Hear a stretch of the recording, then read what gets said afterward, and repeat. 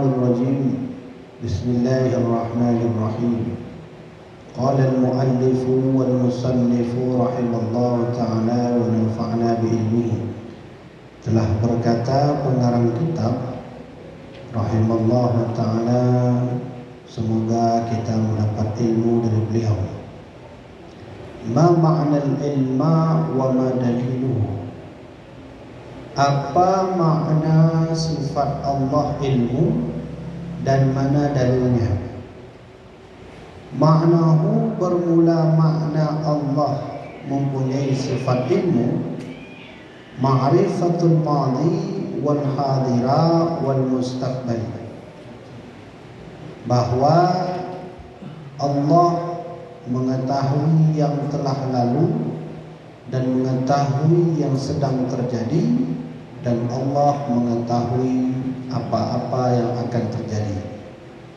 Jadi makna sifat Allah ilmu adalah ma'rifatul madhi wal hadira wal mustaqbal. Allah mengetahui yang telah lalu, Allah mengetahui yang sedang terjadi, dan Allah mengetahui yang akan terjadi. Wa daliluhu, dan bermula dalilnya Allah yang bersifat ilmu, annahu law kana jahilan, jikalau Allah itu adalah jahil, kalau Allah itu lemah, la'ajaza an takdiri khalqihi, maka sungguh lemahlah Allah ketika ia menciptakan makhluknya. Ya, walau ajaza, dan jikalau Allah itu lemah, la asbaha hadithan mithlana, sungguh Allah itu menjadi keadaan hadis yang berubah-ubah. Sungguh Allah itu akan berubah-ubah, mithlana, seperti mana kita. Wa hadza batilun, dan bermula yang seperti ini adalah batil. Allah berfirman dalam Al-Quran, innallaha bikulli syai'in alim, sesungguhnya Allah itu mengetahui segala sesuatu. Jadi jamaah yang dirahmati oleh Allah, seperti mana lagi biasa bertanya dapur kitab tauhid masih 20 menit, dengan baru bertanya tamu dalam tema. Jadi kitab tema yang membaca malamnya berkenaan tentang tauhid adalah sifat Allah yang bernama ilmu. Sifat Allah yang bernama ilmu. Ilmu yang berarti ilmu. Ilmu itu ma'rifatul madiyah wal hadira wal mustaqbilah. Allah itu mengetahui yang telah lalu, mengetahui yang sedang terjadi, mengetahui yang akan terjadi. Maka ketika Allah menurunkan Al-Quran kepada baginda Nabi kita, yang Allah menceritakan tentang kejadian-kejadian masa lalu. Al-Qurannya kan kitab yang Allah turunkan bagi Nabi Muhammad. Di dalam kitabnya jamaah, nak cerita Nabi Musa, nak cerita Nabi Isa, nak cerita Nabi Lut, nak cerita Nabi Adam. Padahal kitab Al-Qurannya Allah betul bagi Nabi Muhammad. Tentu Nabi Adam lebih awal dari Nabi Muhammad. Maka yang kisah-kisahnya disebut dengan kisah terdahulu, berarti Allah itu mengetahui apa-apa yang telah lalu. Yang kedua, Allah itu mengetahui yang sedang terjadi. Bak malamnya berbahagianya, bak musallanya, Allah sedang menyaksikan kita. Allah sedang menyaksikan bantuan umat tersebut, dan sedang menyaksikan para jamaah yang hadir pada malamnya dengan wujud Ridwan. Maka pahala wujud iklan Rasulullah, innal malaikata ajnihataha li talabil ilmi.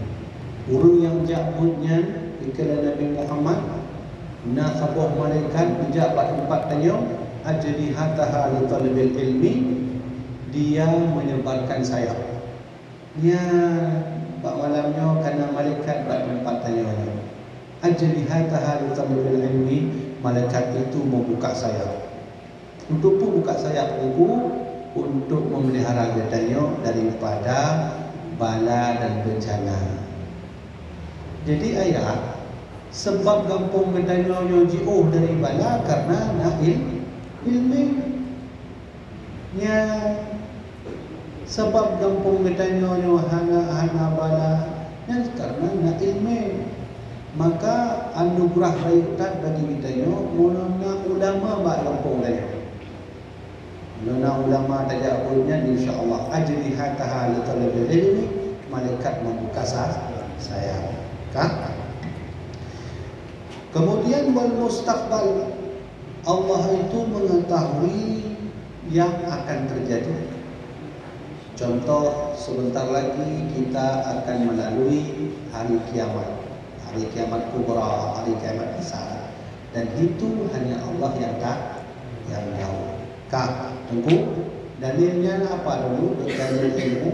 Dalilnya adalah kalau Allah itu bodoh, itu contoh Allah yang bodoh, maka niscaya Allah itu tak bisa menciptakan makhluk. Makhluk yang paling lembut dalam tubuh orangnya apa? Tak bukan dalam tubuh orangnya makhluk yang paling lembutnya yang disebut dengan atom.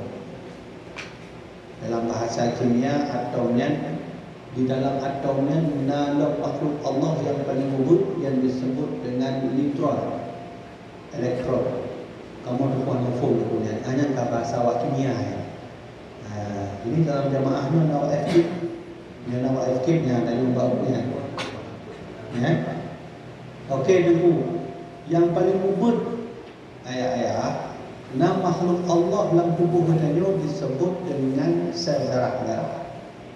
Di dalam sel darah merah itu ada lagi makhluk Allah yang disebut dengan hemoglobin. Yang tulang-tulangnya sel darah merahnya karena waktu kita hirup udara, waktu kita hirup udara kayak dibina udara. Ini waktu kita hirup udara ya, dia tamu oksigen dalam paru-paru sehingga menghasilkan karbon dioksida. Makanya kita perlu udara.